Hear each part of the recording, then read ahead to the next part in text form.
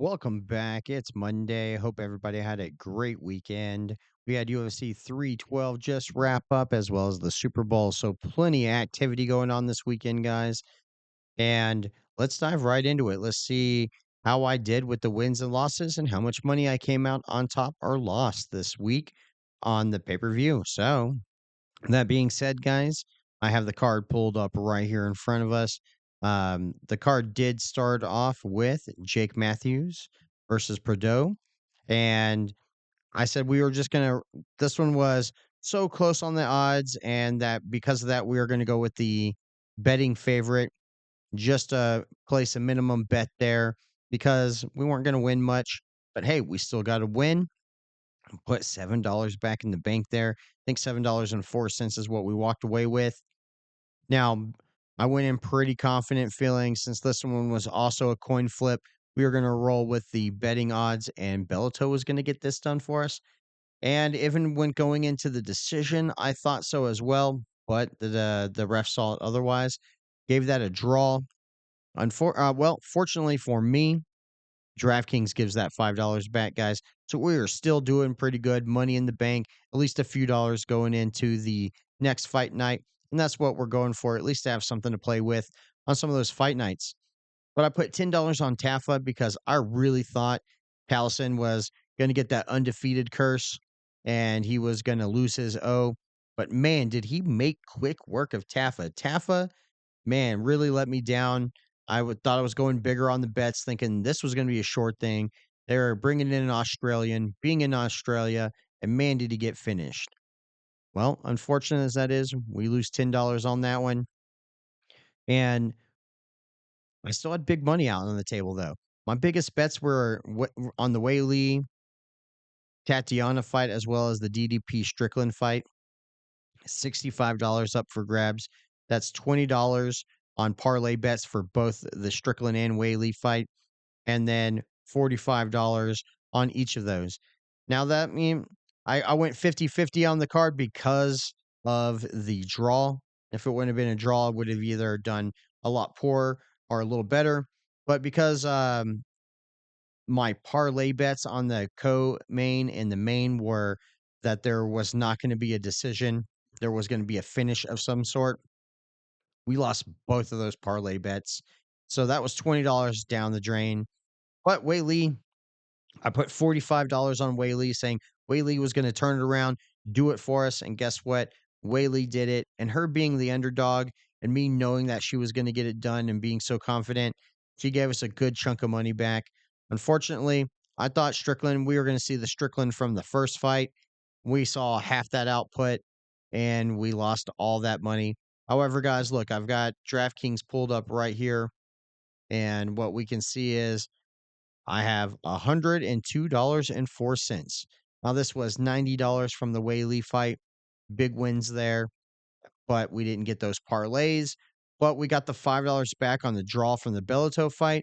And of course, we bet on Matthews getting $7.04, giving us the 102.04 total that we have there. Now, that wraps up the 312 card. I thought it was still a great card. I thought Wei Lee put on a masterclass. I thought Strickland was starting off looking good, but then when he got his nose broke, DDP took over and pretty much dominated that whole fight. It's going to be hard for Strickland to get another match if DDP keeps the title. However, if Kamzat can come in there and get it next, which is who DDP called out, Strickland's got business with him, or at least they've had words. So there's another potential match for Strickland to get in there against Chimaya if he can get another win, in my opinion. Now, I still didn't do too bad. We're down a little bit less than $50 overall, but you know what? We still got $20 going back into this for the 313 card. So we're not down too much. We still have potential to win pretty bigly here. So I still think I'm going to do the $5 minimum bets on the up and coming fight night. We're still going to keep the tradition alive. It's going to be Jared Cannonier or Gregory Rodriguez. Now, Rodriguez is on a 3-fight winning streak. So it makes me think that I should put money there, $5. But Cannonier is a little beast. he can get it done. He's got so much power for middleweight. He comes down from such a heavier class where he was winning, and then he just looks so good here at middleweight. However, my concern here is he's only 5'9", so I think Rodriguez is quite a bit taller. Yes. However, Cannonier has a little bit more reach. So is the height going to play a difference when he's aiming? Is that reach going to be just enough to get past it? Is it going to level out the reach advantage? Well, actually, I have to wait and see. When you're throwing up, when you're going punching up, you're losing a little bit of reach from when you're punching straight. So it could level out, which means that the void could be easier to get by. So that being said, I think right now I'm going to go $5 on Jared Cannonier. He's the underdog. Let's see, if we put $5 on him, we get 13.50 back. I think I'm good with that. I think we can go ahead and lock in with that one right now, guys. Boom. Done. So hopefully I get that 13 and some change back. We go into the next fight night after that, which will be the Cejudo Song fight. That's going to be a good one too. Now, on the actual current fight night coming up this weekend, guys, I think I want to watch the underfight, Yusuf and Cater. That's a really good one. I almost like that one more than I like the main card. So I almost bet on this one. However, just going to tune in, keep it entertaining. Hey, and it's a fight night that they're actually having at night, guys. So that'll be a good change up as well. Now, just a little early prediction here on this song, Cejudo. Song is looking good. However, King of Cringe, I think he is due for one. If Cejudo can get this one and one more, I think we throw him back in for a title fight. Um, so I'm leaning towards Cejudo. That could just be the fan in me thinking Cejudo wins, but Song is doing the thing. So, and he's got quite a bit of height and reach on there.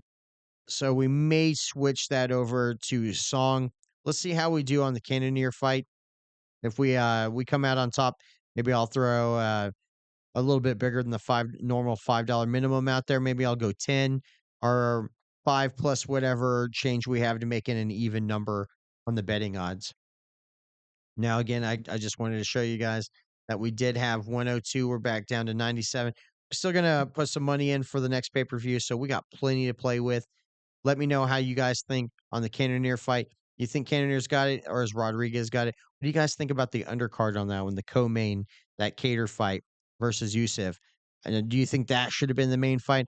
Almost feel like I would rather see the 3 round from Rodriguez and Cannonier, and then 5 rounds from the Yusuf Cater fight.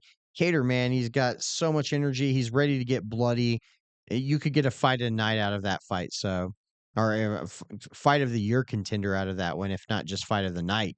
So, excited to see what happens there, guys. So let me know in the comments, how do you guys see the next fight night unraveling or unfolding? You guys think Cannonier gets it done? He is on a 2-fight losing streak. Maybe he's due for one. And then Rodriguez is, I think he's on a 3-fight winning streak. Maybe he's due for a loss. So we went $5 on Cannonier. We're leaning towards Cejudo, but we could change that to Song on the next one. So keep in tune. That means hit the notification bell so you know when the next video comes out. And I believe this week we have 2 guests that are going to join us. So stay tuned. And then if you already made it this far, go ahead and hit the subscription button and subscribe. All right, guys, I'll check you on the next one.